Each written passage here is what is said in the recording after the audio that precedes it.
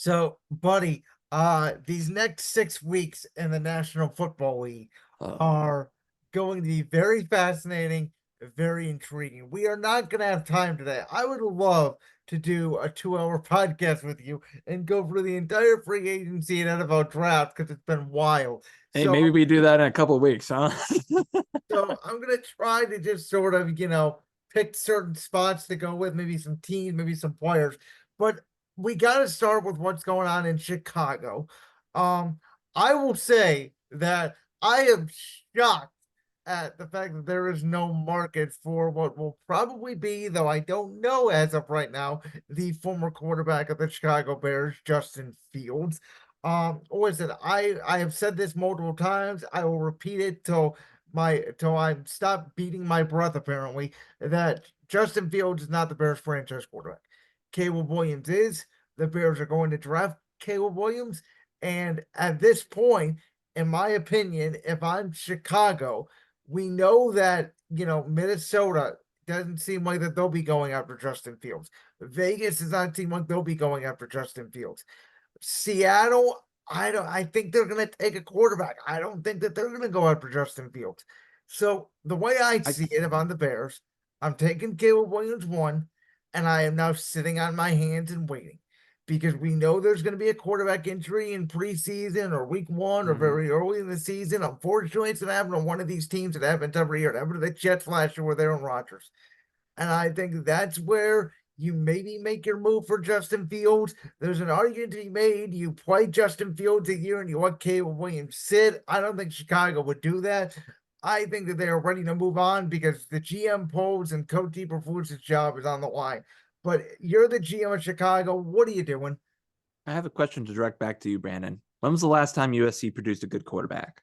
Like, Let's say period. USC. Good pro quarterback. Like, Well, actual, like, winner.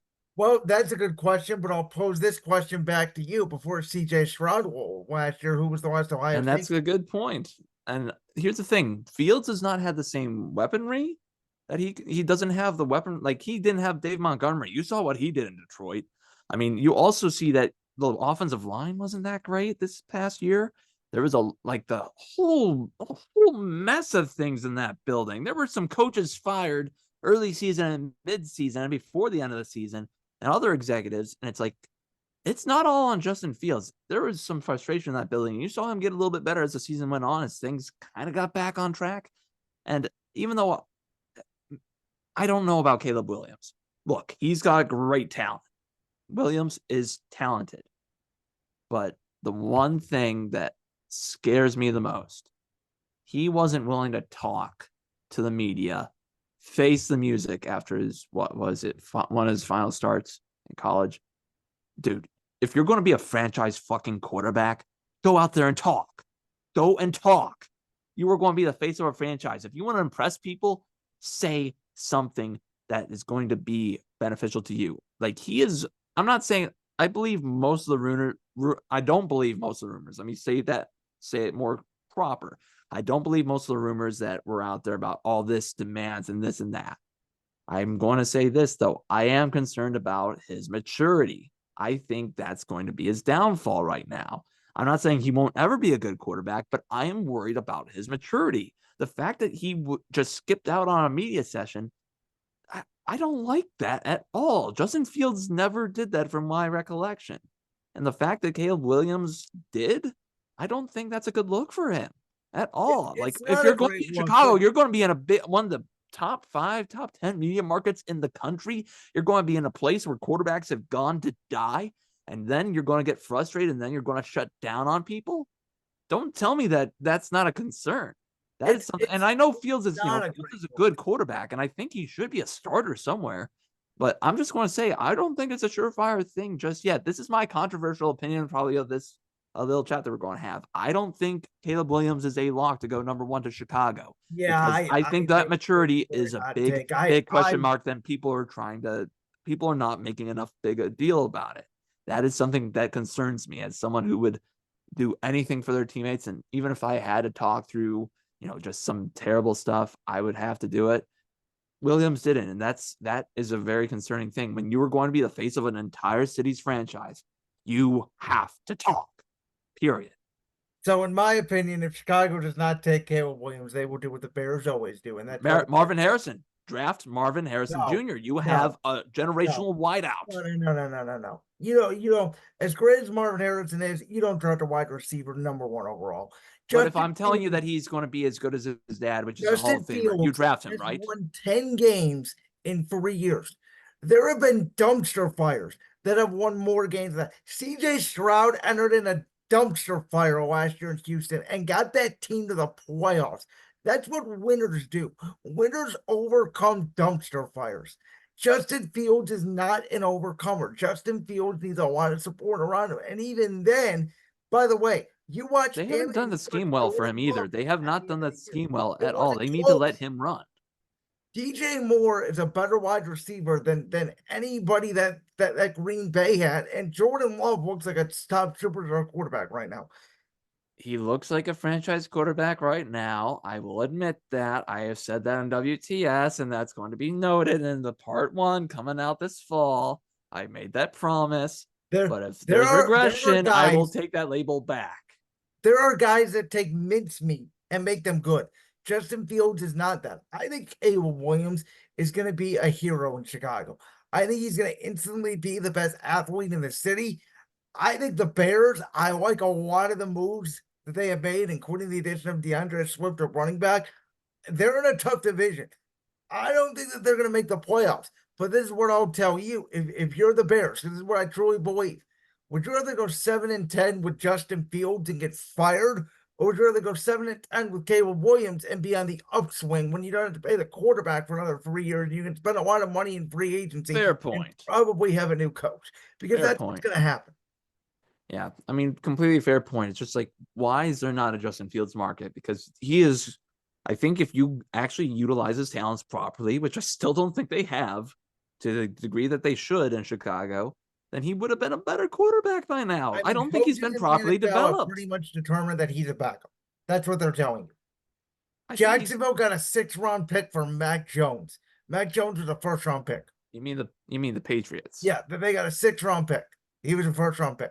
I mean, obviously that relationship deteriorated. It was an interesting quote recently that I forget who it was who said it, that if Mac Jones had been drafted by the 49ers, which was their original intention before they went with the bust that is Trey Lance, they would have had multiple Super Bowls. That is a fun hypothetical that we will have to get into another day. By the way, for the record, San Francisco got more for Trey Lance. Yeah, because Jerry Jones is Jerry Jones at this point. So, okay, let's move on to Washington. I'm not a fan of Drake May. Drake May reminds me of a combination of Mitch Trubisky and Zach Wilson. I'm just gonna say it. I think that he's obviously he has a great talented arm. I don't think he has the accuracy. I don't think he has the poise. I don't think he has the maturemanship to be a franchise quarterback, especially for that organization, which yes is turning it around. But I think that Cliff Kingsbury system, that air raid system, fits perfectly with Eisman Witter, Jane Daniels. I think that's where Washington's heading. And as much as it scares me, I think it should be the pick because I think if he doesn't go there, New England would easily swoop him up at #3. I mean, I didn't see enough of Drake May. Like I don't think I saw more than maybe a quarter or half of North Carolina games this past fall. So I can't comment too much on Drake May. As far as Jaden Daniels goes, I mean, he was good. He was a good quarterback. I'm just afraid that people are elevating him a little too high just because the numbers that he put up. I don't know if I see the same thing with I think beyond Caleb Williams. Again, as I said, Williams undeniable talent. I'm not sure if I would honestly, I would pick either Penix Jr. or Bo Nix right now, just as a safe floor, Okay. But So let's however, that's the thing is that I have not, as I said, I have not seen enough of the Drake May. But Jaden Daniels, when you say that though, like if they have an offensive line around Daniels, I think he can make the most of it.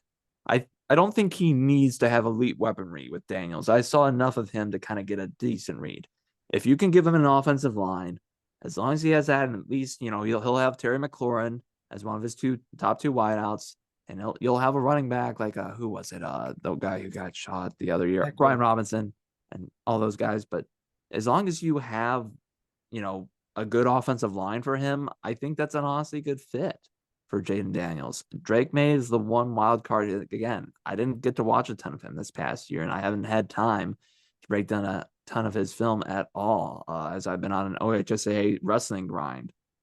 Just trying to get through that. That's a 3, 4, 5 week grind, including the conference tournaments I ended up covering before the 3 weeks of postseason. So, I mean, we'll see about Drake May, but I mean, I kind of get the concern because there is that recency bias with Trubisky, especially with Trubisky being a native here of Northeast Ohio, a son of mentor. But like Drake May, I don't know yet. That's the name that I kind of want to reserve judgment on for right now. So the one guy I think I'm ready to lock in on him where he goes, this may shock you. I think JJ McCarthy is going to be a Denver Bronco. Ooh, that's actually, you know, I don't hate that in a way. More so just thinking about from the mind of Sean Payton, if we can try and even fathom what's in that head of his, it sounds like a Sean Payton kind of move. And honestly, if maybe he could get it out of him. I mean, obviously Jim Harbaugh's not taking him. He's got Justin freaking Herbert. But Which, by the way, for the I let me think. Bo Nix. Bo Nix. I mean, he's one of the most mature quarterbacks in this draft. He is someone who I think, honestly, I mean, Oregon, obviously wasn't a great quarterback school for a while. Mariota's more of a, backup nowadays. Justin Herbert has, been there, done that. No, I said Bo, it reminds me of a smaller Herbert. That's what he reminds me yeah, of. but I think if you're Denver, think about Bo Nix before JJ McCarthy.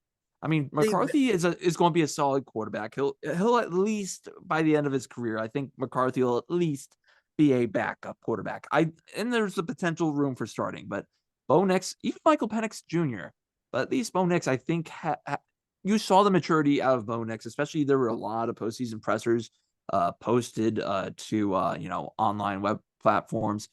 The maturity of that young man, and also just the progression that he's made. I think that is honestly a pick that whoever picks Bo Nix, as long as they've got a good culture set up, I think he could really thrive in the NFL. our man Gabe Carrero, though, made a great point to me. And Ooh. I agreed with him about Bo Nix. And I liked him, but Gabe sort of made a good point to me that I had to think of it. I was like, you know what, you're right. It's almost the same situation that Pittsburgh has with Kenny Pickett, where Bo Nix made 60 starts in college between two schools, and you're already drafting him at his ceiling. Hmm. I guess that does make sense, but I guess that the other name I've thrown out there is Michael Penix Jr. What about him? Because Yeah, that's the thing. I like Penix, but the two ACLs already scaring me to death. Here's the thing. Last 2 years he's been healthy.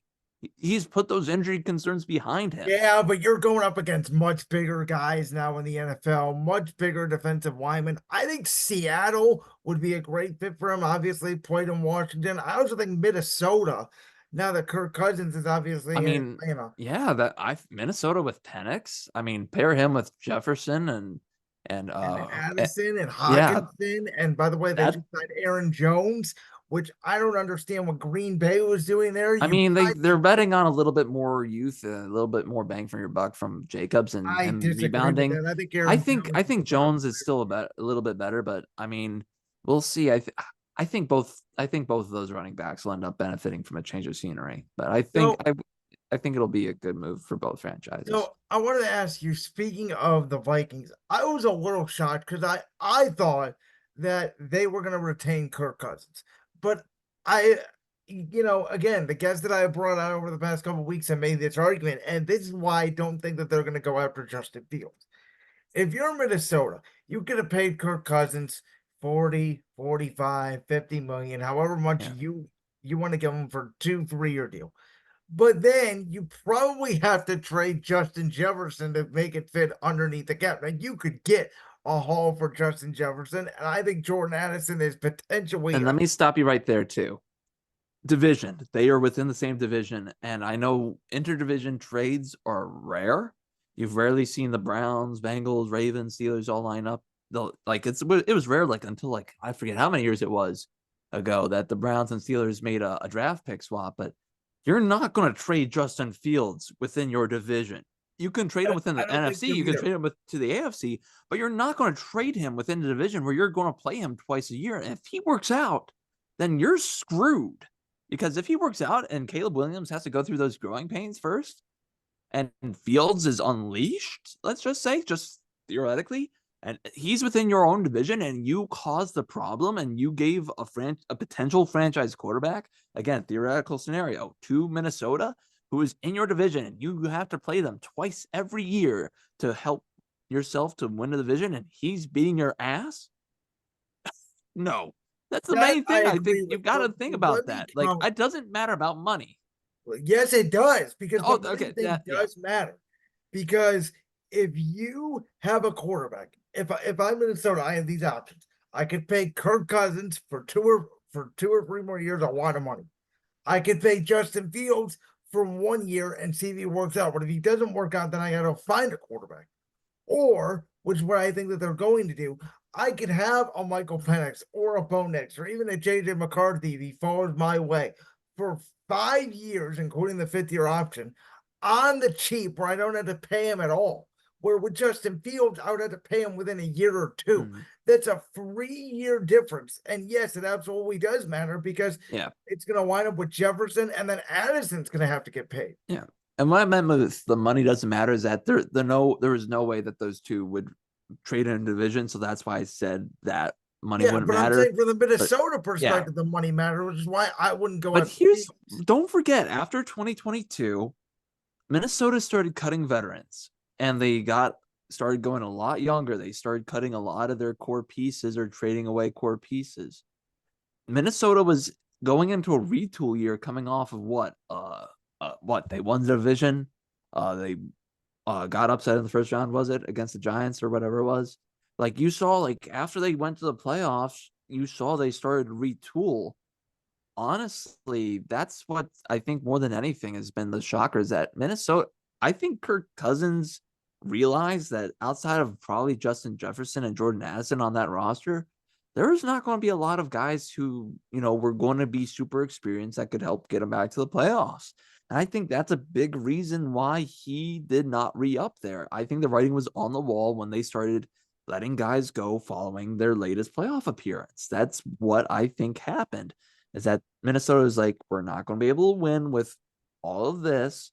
And even though Kirk Cousins, did a good job before he got hurt, I think that's part of what people are missing, is that the Vikings started to go towards a more youth movement, retooling their roster, and Cousins wasn't going to be a part of that long-term vision. And look, the guy's what, in his mid-30s now, right? Yeah, He's been in the league 36 years for, old. yeah. So think about it like that, is that Cousins is probably his last contract. Probably. He'll be what, 40 at the His end of his last belt. long-term contract. He may, sign 1-year deals here and there, but I think it's Yeah. long-term. But you see what I mean, is that the Vikings were going in a way different direction than everybody else in that division. Like, they were retooling while everyone was trying to ramp up. Yep. And that's, I think, where people are missing the point. They could have retained Kirk Cousins, sure, but are you going to commit to trying to get the veterans needed to help you build that roster out to be a playoff contender? No, they were not going to do that. You decide, obviously Kirk Cousins is going to go where he has the best chance to win. And now you can utilize Kyle Pitts. You can utilize Drake London. You can utilize that Bijan Robinson guy, man. And you've got a whole ton of weaponry. You got, I think, a couple decent offensive linemen. And you've got, got a tight. I mean, that defense for Atlanta was really good last year for the most part. Like, that is a roster that you plug and play Kirk Cousins, you win now. If you are Kirk Cousins, you come back to Minnesota, you're probably not winning a playoff game, or maybe you win one, maybe two if you get lucky in that NFC gauntlet. But that's why, it doesn't make it didn't like the writing was on the wall for me. Like, Kirk Cousins leaving Minnesota was not a big shock. I would have been more shocked if he was back.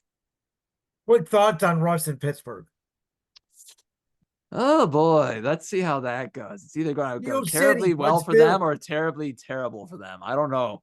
It's Well, either I mean, we it's know not that they're going to. going to win 9 games. I mean, you can already bake it in. Oh They're going God, to win nine we would games. have world peace if they could have a losing record for the first time in ages. My takeaway is They were probably a 9-win team with them, and they're probably a 9-win team without them.